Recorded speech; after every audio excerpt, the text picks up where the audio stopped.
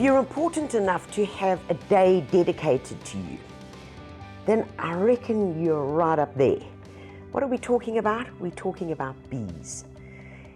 And there's a saying that I read not so long ago that says, when we go, we take you with us. True story. Without the bees, eventually there will be no food, no pollination. In South Africa alone, there are over 2,000 species of bees, of which most of them are actually solitary bees, something that we don't really know about. And solitary bees are very interesting. They're really teeny, wincy little guys. And they're called solitary because the female goes alone and makes her nest. And it's normally in little crevices, little holes, like 2 millimeter to 10 millimeter.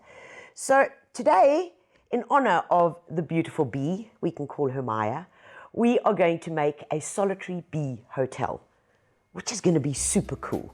Now guys, I said this is easy, and it really is. We are making ours out of recycled timber, and I'm sure if you have to go like rummaging around somewhere in the garage, 13th file, you will find pieces that will be able to match this.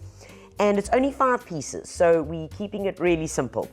Number 1 is the major block. Okay, now in our case, our one is 90 by 85 by 85, all in millimeters. Okay, there it is there. We've got 2 pieces of plank which are for the sides of the walls, and these are really simple, and to make life easier, I've even labeled them. So that's the long wall, that's 100 by 90 by 10, and the short wall is 90 by 85 by 10. Then the last 2 pieces are for the roof. And once again here, this is the long roof. This is 140 by 120 by 20.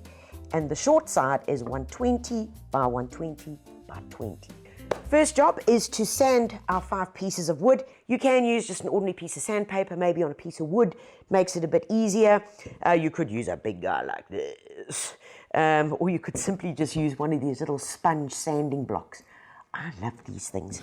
And all we want to do, give it a sand. Remember, when you're sanding, go with the grain. Don't go that way, this way, this way. And just get to it, sand them through, and you're good to go.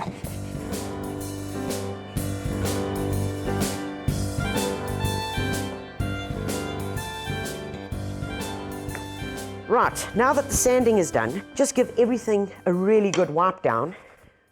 Get all the dust off it.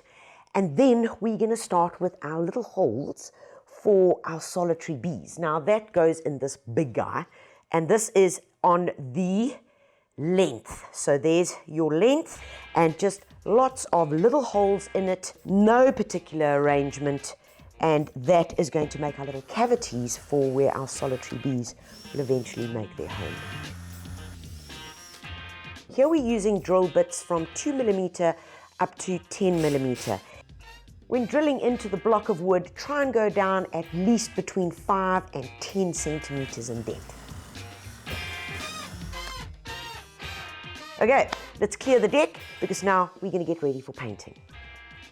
Right folks, so we're only painting these 4 blocks. This guy, your block where your bees need to go into, is not going to be treated.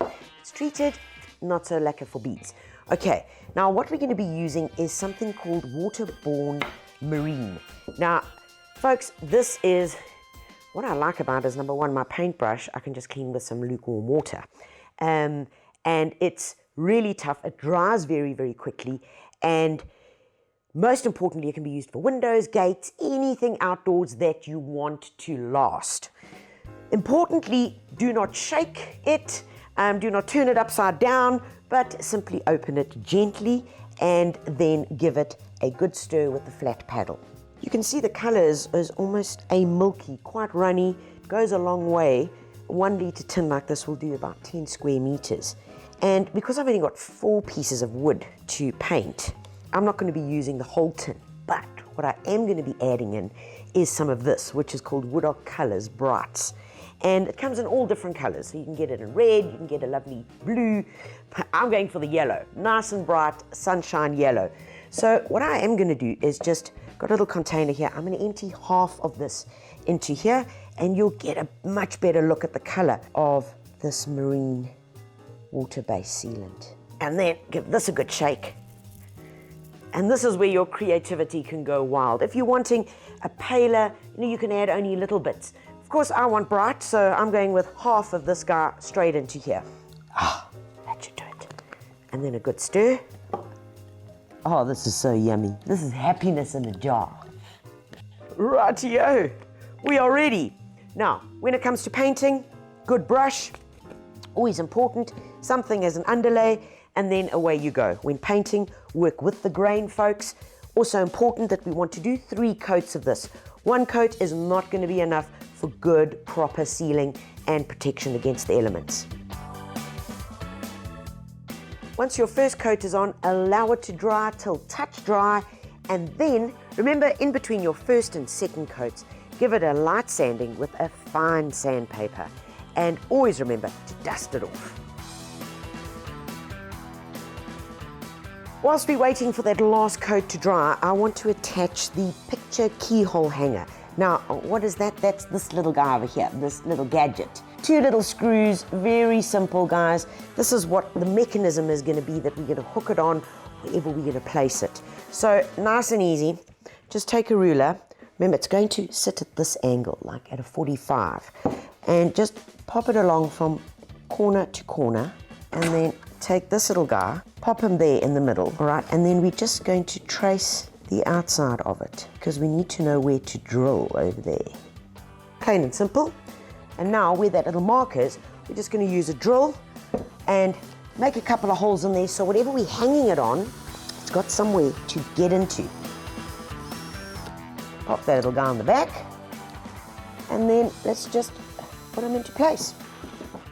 Alrighty, so there's our piece of block. We're going to start gluing it now, and it's really simple, guys. Just pop that on, and because I've written there the long roof, you're not even going to see that. That goes on the underside with a bit of an overlap. He fits in here, flip it down like that, and that's where we're going to put the glue.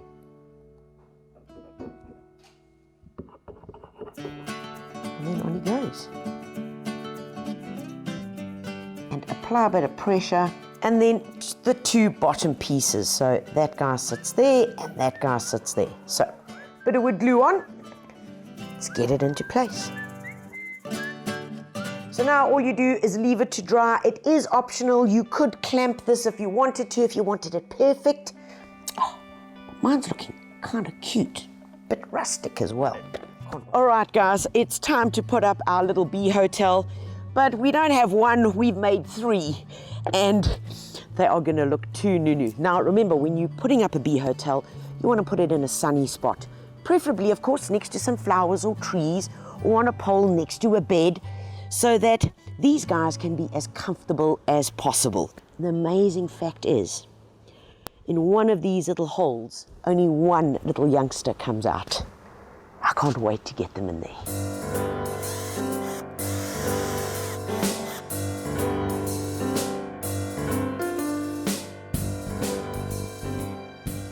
So a more conscious way of gardening is what we all need to look at, by seeing how we can help out these little guys to encourage them into our gardens, into our environments.